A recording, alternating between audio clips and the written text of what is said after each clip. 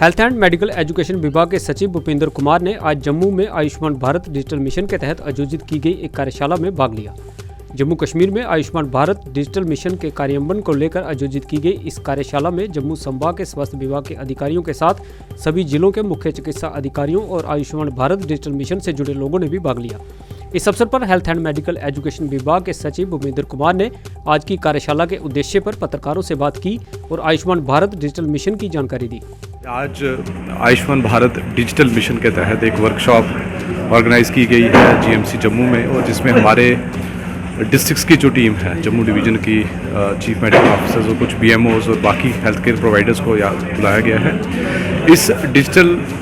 Workshop का जो आज जो इसका पर्पज़ है वो यही है कि किस तरीके से जो बहुत सारे कंपोनेंट्स हैं डिजिटल मिशन में, जिसमें एक बेसिक बिंदु है कि हमारे हॉस्पिटल्स, हमारे हेल्थ केयर वर्कर्स के जो आईडीज़ जनरेट करना, और सिमिलरली पेशेंट्स के जो आभा आईडीज़ जिसको कहते हैं Ayushman Bharat health account ID, वो जनरेट करना। और ये बड़ा एक सिंपल तरीका है, पीएमजे सेतु की जो वेबसाइट है उससे भी आप जनरेट कर सकते हैं। तो बड़ा हमारा एक मकसद इस वर्कशॉप का यही है कि हम किस तरीके से पूरे हेल्थ का जो डिजिटल एक इकोसिस्टम है उसको किस तरीके से प्रैक्टिकल शेप दें, किस तरीके से हम जो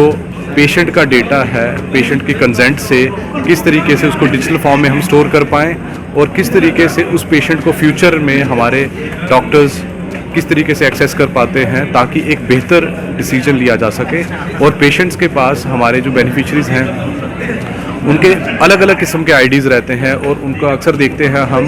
कि उनको अगर कोई उन्होंने टेस्ट भी करवाया होता है या कभी एडमिशन हुई होती है, वो डेटा उनके पास या उनके जो रिपोर्ट्स होती हैं वो मिस हो जाती हैं। तो किस तरीके से डिजिटल टेक्नोलॉजी के कारण हम ये हेल्थ के रिलेटेड उनकी जो इन्फॉर्मेशन है, उनका डेटा है,